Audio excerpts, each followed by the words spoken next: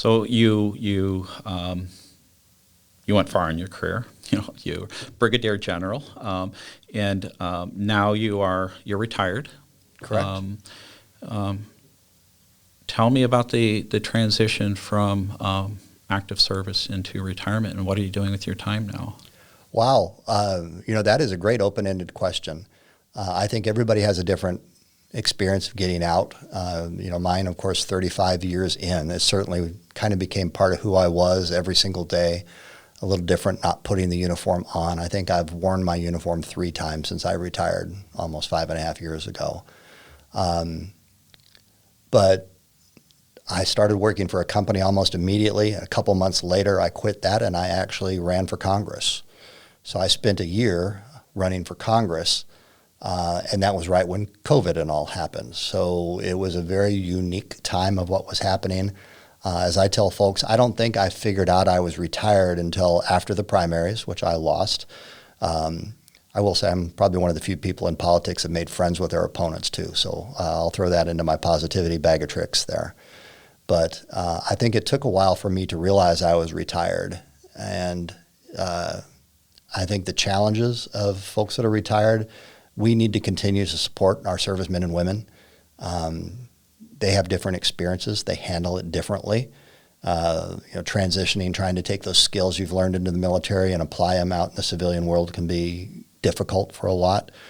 So there's a lot of cool programs that I would just make sure that, please let's support that and continue to take care of our these wonderful patriots. But you're asking me what I've been doing. A number of nonprofits, boards. One of the hats I wear is the president of the Air and Space Forces Association of Michigan, and recently got elected to the board of directors at the national level. But one of the things that you've already alluded to is I spent quite a bit of time writing a book. And the title of that book is Violent Positivity, which makes a lot of people tilt their head because that's what I called my leadership style. I said, positivity, it's amazing. When you focus on people, you can make a huge difference in their lives with some of the principles that I talk about in there. Why violent? Because that's what we were in the military. So why not? Let's be violently positive with everybody. People respond to it really well, and it really is fulfilling our greatest calling we have, which is caring for people. Yeah, absolutely. We had one of our longtime engineers here at Munro who is retired. He used to always say we're in violent agreement. Everyone would comment at different angles, but we're in violent agreement. The leadership is not an easy role. There's so many different personalities. There are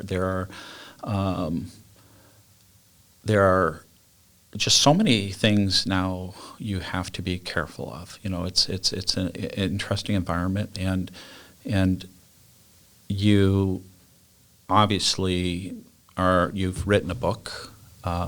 You do a lot of speeches and other things about leadership, and being a brigadier general, obviously, you are a leader, right? And I hope I was. Yes, absolutely. I always think that leadership is by example, right? You try to my personal style is that I will never ask somebody to do something that I don't want to, right? If I don't want to do it, then I'm going to do it because I'm not going to ask somebody else. It's kind of a leadership style. Everyone has their own thoughts and ideas. What is yours? What is the foundation of your leadership and what you've put into your book? Well, there's a lot of fundamental principles, but I think the baseline of this would come from what's called the Hawthorne effect, or the teacher expectancy effect. If you tell people that they're good, they're going to think that they're good, they're going to act like they're good, and they're going to get better. It's a pretty simple formula of giving people the benefit of the doubt. Organize, train, equip, motivate, and then get out of their way. Be nearby if somebody needs you, but then just watch them shine. Nowadays, with social media, there's so much negativity that people get bombarded with. I think it's so easy to be that shining example, that lighthouse up there beaming that light of leadership that guides people to help them make good decisions in their careers, to get engaged, to get ownership of something, and to make a success. that it's so easy to contrast what's going on out there in the community as a whole. Again, I'll go back to social media, the news. It seems like we're bombarded with negativity. So I think leadership has a wonderful opportunity to be just the opposite of that. Be the positive force in people's lives that help them achieve excellence. We had lunch together today. Thank you. Yep. And one of the questions really, and it goes back to this conversation, and I told you I was gonna ask you a question that what's it like when you put that star on, but that wasn't important. It goes back to what you just said, really about people and personal achievements, and it's not about rank. It's about those awards and those achievements, whether you're in the military or anywhere else, that really brings out what value people are really driving. Well, a lot of folks talk about rank, and rank is not an award. It is something you're given to be able to accomplish a job. The more responsibility you have, the more rank, so that you can get a seat at the table or open the door to help take care of people. To me, by far the greatest reward is getting feedback. I had somebody call me one time and said, "Hey, you told me when I was trying to achieve this, new level, that now's not the time. I need to do the following steps and everything." And he called me up. He said, "Here we are over 5 years later." And he goes, "I wanted you to know I did it.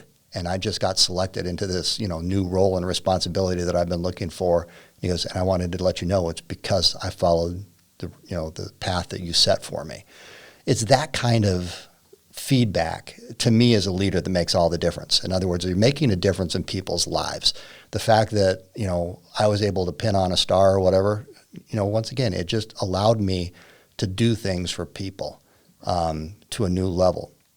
And if we've got time, I'm going to go ahead with one more story with that. So the commander in the Guard, when your folks deploy overseas, they become part of the active duty. So they go away, so you're like an empty nester in a way. So I had my KC-135s were deployed overseas. And when they're there, you kind of lose track. You don't know if there's ever problems and stuff going on at home. But the short version of this story is one of our individuals overseas ends up having a stroke. Actually had a couple strokes. So they aerovac them from Afghanistan up to Germany. They're watching. There's not a lot we can do at this point. It's been a couple weeks, and on a Friday afternoon, we get a phone call that he's taken a turn for the worst and probably isn't going to make it. So, okay, we need to get the wife over there. Let's take care of that. My squadron folks start calling. They call me up and say, "Well, the bad news is she doesn't have a passport."